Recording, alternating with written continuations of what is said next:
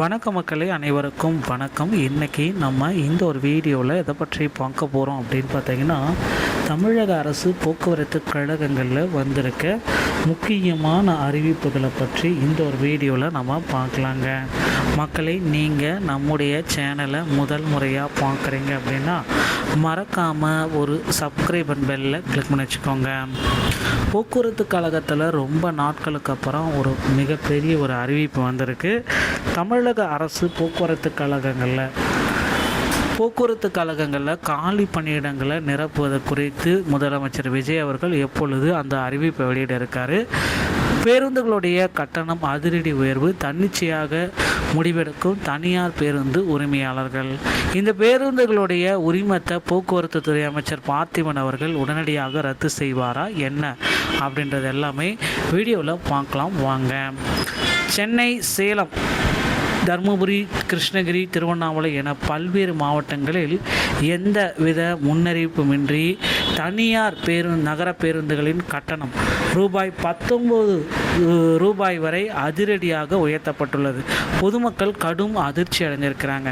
சேலத்திலிருந்து இயங்கக்கூடிய சுமார் 50 கிலோமீட்டர் வரையிலான எல்லைகளை கொண்ட தனியார் நகர பேருந்துகளின் பேருந்து உரிமையாளர்கள் திடீரென கட்டணத்தை உயர்த்தியுள்ளனர். அதன்படி பயண கட்டணம் 5 ரூபாயிலிருந்து 19 ரூபாய் வரை அதிரடியாக உயர்த்தப்பட்டிருக்கிறது குறிப்பிடத்தக்க ஒரு விஷயம்.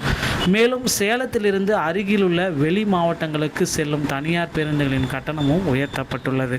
எந்தவித முன்னறிவிப்புமின்றி கட்டணம் உயர்த்தப்பட்டுள்ளதால் தினசரி வேலை, பள்ளி, கல்லூரிக்கு தனியார் பேருந்துகளில் பயணிக்கும் பயணிகள் கடும் அவதிக்குள்ளாகின்றனர். கட்டண உயர்வு மட்டுமின்றி கிராமப்புறங்களிலிருந்து சேலம் நகருக்கு தனியார் பேருந்துகளில் கொண்டு வரப்படும் காய்கறி கூடைகளுக்கு வழக்கத்தை விட கூடுதல் கட்டணம் வசூலிக்கப்படுவதாக பயணிகள் மற்றும் சிறு விவசாயிகள் குற்றம் சாட்டுகின்றனர். சேலம் மாவட்டத்தில் மட்டுமின்றி தருமபுரி, கிருஷ்ணகிரி, திருவண்ணாமலை என பல்வேறு மாவட்டங்களில் எந்தவித முன்னறிவிப்புமின்றி தனியார் நகர பேருந்துகளில் கட்டணம் அதிரடியாக உயர்த்தப்பட்டுள்ளதால் பொதுமக்கள் கடும் அதிர்ச்சி அடைஞ்சிருக்காங்க.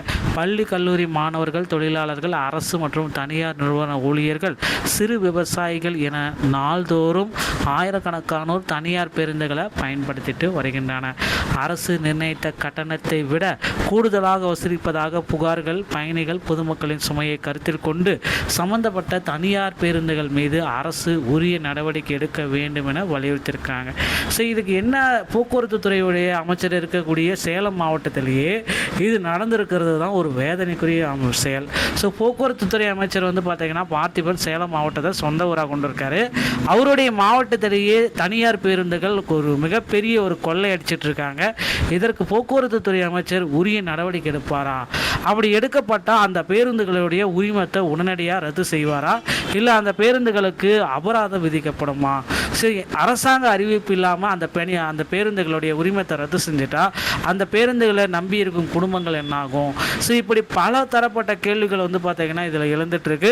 ஸோ போக்குவரத்து துறை அமைச்சர் இதற்கு உரிய நடவடிக்கை உடனடியாக எடுக்கணும் அப்படின்ட்டு மக்கள் ஒரு பக்கம் கோரிக்கை வச்சுருக்காங்க. ஸோ கண்டிப்பாக டிஎன்எஸ்டிசியில் இது ஒரு முக்கிய கருத்து வேறுபாடு வரும் அப்படின்றது எல்லோருமே எதிர்பார்த்த ஒரு விஷயம் தான். ஸோ போக்குவரத்து கழகத்தில் இது முக்கியமாக அந்த ஸ்டாண்டர்டான கட்டணம், பழைய கட்டண முறையே செயல்படுத்தப்படும் அப்படின்ற மாதிரி ஒரு ஜியோ பாஸ் பண்ண போகிறாங்க. பொறுத்து தான் நம்ம பார்க்கலாம். மேலும் போக்குவரத்து கழகத்தில் டிஎன்எஸ்டிசியில் டிரைவர் தனியாக, கண்டக்டர் தனியாக எடுக்க போகிறாங்க. தற்சமயம் பார்த்திங்கன்னா ஒப்பந்த ஊழியர்கள் 100 நாள் பணி திட்டத்தில் டிரைவர் தனியாக, கண்டக்டர் தனியாக ஆள் எடுத்துகிட்டு இருக்காங்க. நீங்கள் ஜாயின் பண்ணணும்னு நினச்சிங்கன்னா உங்கள் அருகாமையில் இருக்கிற பேருந்து பணிமனையை அணுகி உடனடியாக அந்த டிப்போவுடைய மேனேஜரை காண்டாக்ட் பண்ணி நீங்கள் பணிக்கு ஜாயின் பண்ணிக்கலாங்க. உங்கள்கிட்ட வேலிடான டிரைவிங் லைசன்ஸ் இருந்தாலே போதுமானது. அதே போல் கண்டக்டர் ஆகணும் அப்படின்னாலும் கண்டக்ட் லைசன்ஸ் இருந்தால் போதுமானதுங்க. ஸோ வரக்கூடிய செப்டம்பர், அக்டோபர் மாதங்களில் போக்குவரத்து கழகத்தில் 20,000 காலி பணியிடங்களை அறிவிப்பை முதல்வர் விஜய் அவர்கள் விரைவில் வெளியிட்டிருக்கிறாரு. 78,000 கோடி பார்த்திங்கன்னா போக்குவரத்து கழகத்துக்கு நிதி ஒதுக்கீடு செய்யப்படுவதாகவும் புதிய அறிவிப்புகள் நமக்கு வந்துட்டுருக்குங்க. டிஎன்எஸ்டிசி சம்பந்தமான இந்த செய்திகளை நீங்கள் உடனுக்குடன் பெற நீங்கள் நம்முடைய சேனலோடு இணைந்திருங்கள். நன்றி, வணக்கம், தேங்க்யூ.